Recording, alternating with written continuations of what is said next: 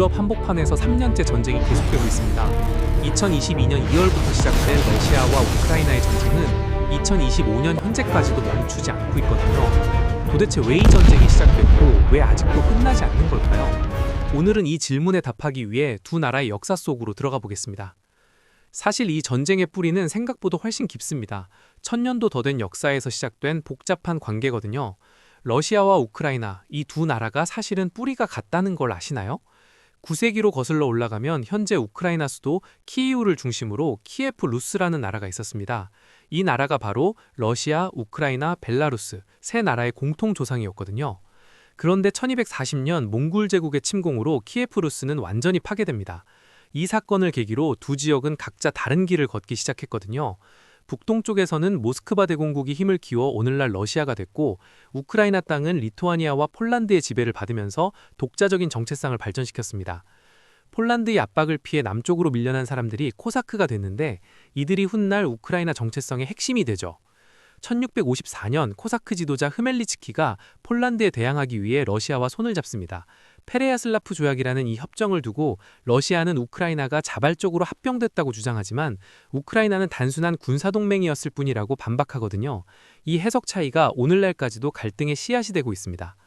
더 놀라운 건 그 이후입니다. 러시아는 폴란드와 평화협정을 맺고 우크라이나 땅을 드니프로강을 기준으로 나눠 가졌거든요. 이때부터 서부는 폴란드와 가톨릭 문화를, 동부는 러시아와 정교회 문화를 받아들이면서 지금까지도 우크라이나 내부의 동서 갈등으로 남아 있습니다. 18세기가 되면서 러시아 제국은 우크라이나 땅 대부분을 차지했고 1917년 혁명으로 잠시 독립의 기회가 왔지만 곧 소련의 일부가 됩니다. 소련 시절 가장 비극적인 사건은 1930년대 초 대기근인 홀로도모르였는데 700만 명에서 1000만 명이 굶어 죽었거든요. 이것이 우크라이나 사람들에게 러시아에 대한 깊은 트라우마로 남았습니다. 1991년 소련이 해체되면서 우크라이나는 진정한 독립을 맞이합니다. 당시 세계 3위의 핵무기 보유국이었지만 경제적 어려움 때문에 1994년 모든 핵무기를 포기했거든요. 대신 미국, 러시아, 영국으로부터 영토 주권을 보장받았는데 이 약속은 20년 뒤 깨지게 됩니다. 독립 후 우크라이나는 친러시아 세력과 친서방 세력 사이에서 흔들렸습니다. 2013년 친러시아 야누코비치 대통령이 유럽연합 가입을 포기하자 수십만 명이 거리로 나선 유로마이단 시위가 일어났고 결국 정권이 무너졌죠. 바로 이때 2014년 2월 러시아가 움직였습니다. 표식이 없는 군복을 입은 러시아 특수부대가 크림반도에 나타났고 한 달도 안 돼 크림반도는 러시아에 합병됐습니다. 국제사회는 강하게 비난했지만 소용없었죠. 크림반도에는 러시아 흑해함대의 본거지가 있었고 주민의 60% 이상이 러시아계였기 때문에 러시아는 자국민 보호라는 명분을 내세웠습니다. 우크라이나 동부 돈바스 지역에서도 분리주의 세력이 독립을 선언했습니다. 소련 시절 공업지대로 발전하면서 러시아인 200만 명이 이주해왔고 주민의 30% 이상이 러시아계였거든요. 2014년부터 2022년까지 8년 동안 이곳에서는 내전이 계속됐습니다. 2019년 배우 출신 볼로디미르 젤렌스키가 대통령이 됩니다. 국민의 종이라는 드라마에서 대통령 역할을 맡았다가 현실에서 진짜 대통령이 된 거예요. 젤렌스키 정부는 나토 가입을 헌법에 명시하고 서방과의 관계를 강화했는데 이것이 푸틴에게는 마지노선을 넘는 행위였습니다. 2022년 2월 24일 새벽 러시아는 특별 군사작전이라는 이름으로 우크라이나를 침공했습니다. 푸틴은 우크라이나 정부가 네오나치에 장악됐고 돈바스에서 러시아계 주민 학살이 일어나고 있다고 주장했지만 이는 근거 없는 주장이었죠. 많은 전문가들은 러시아가 빠르게 승리할 것이라고 예상했습니다. 하지만 우크라이나 군과 시민들의 저항이 상상을 초월했거든요. 결국 2개월 만에 러시아군은 수도 키이우 공략을 포기하고 철수했고 철수 지역에서는 부차 학살 같은 끔찍한 전쟁 범죄의 흔적들이 드러났습니다. 전쟁은 장기전으로 접어들었습니다. 2025년 현재 러시아는 우크라이나 영토의 약 20%를 점령하고 전선은 수개월째 고착 상태입니다. 민간인 사망자만 1만 2천 명이 넘고 부상자는 2만 8천 명이 넘는다고 추정되는데 실제 피해는 훨씬 클 것으로 보입니다. 휴전 협상은 어떻게 되고 있을까요? 2025년 들어 미국 트럼프 행정부의 중재로 여러 차례 협상이 시도됐지만 번번이 실패했습니다. 가장 큰 걸림돌은 영토 문제거든요.